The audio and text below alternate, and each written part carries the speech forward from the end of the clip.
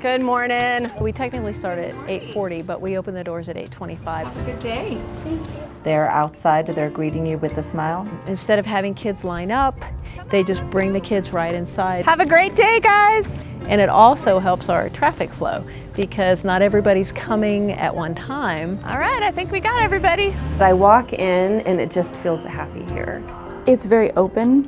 They're very friendly. The front office staff is phenomenal. They have it under control. Littering is against the law. We made the decision to start off with some fun announcements in the morning. Then our 6th graders came up with the idea of let's play music. I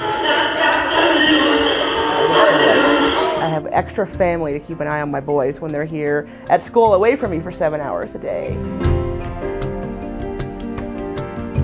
Our goal was to create leaders with our oldest kids in the building. We would like to start and just reflect a little bit about our passion project. Every Wednesday, we have a passion project where we go and help the other kids. We get to help students that need help where the teachers can't help them. And it was all about service. How can we serve others in our building? Well, for me, it helps improve my social skills with younger people. And helping them become better students. Our building was assigned to house the deaf and hard of hearing program. You get to meet new people. Some kids had a real passion for helping kids with special needs. They get them in a classroom together and they associate with each other, but they're also in the classroom with regular students. So they're not just separated. The beauty of it is we have interpreters who go with particular students and they interpret all day long. They work so hard to help kids with special needs be like other kids. All of that whole program just really has helped our students to, again, see things and experience things that, frankly, in a lot of buildings you don't. Visible with liberty and justice for all. One thing that we committed to was to use the restorative practice. Each class kind of has its own mood and its own vibe. Oh, last page.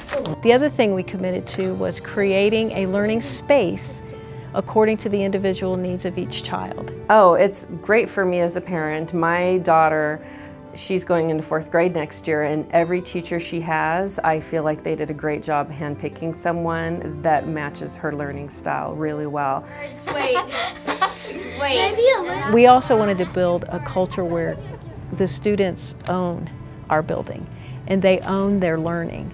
You know, some of them are going to be obviously on the higher and more towards gifted and talented, and also the special needs kids, and how do we meet the needs of every single kid that comes in that door.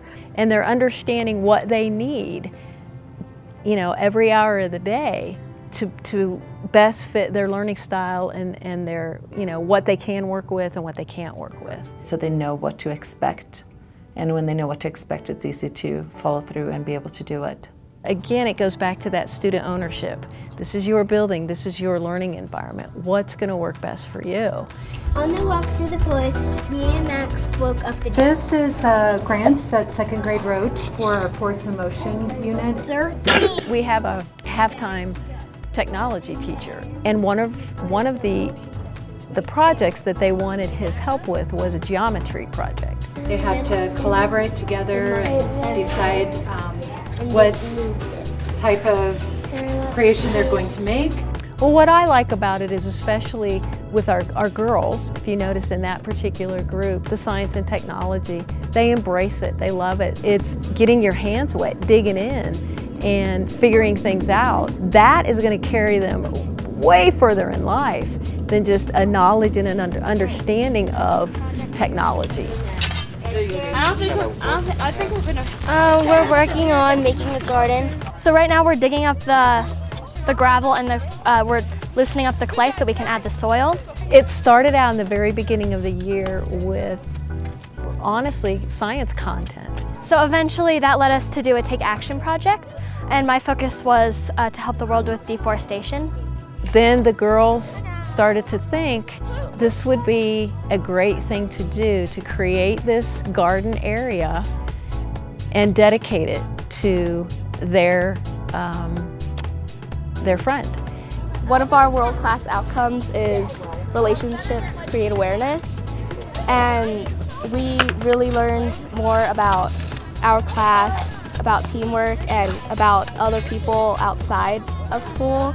And that's what the kids are beginning to do. They're seeing the impact here and how they can extend that to the community. And then our hope is, of course, that they'll start to look at the world a little bit differently. What we're trying to teach these children is, you take what you learn in here and you go beyond that, and you take it back to your community. And we are trying our best to get the word out that this is a great place for the children in this community to be. And so once you come here, you grab a hold with all the grit that you have and you stay, because you know what a great place this is.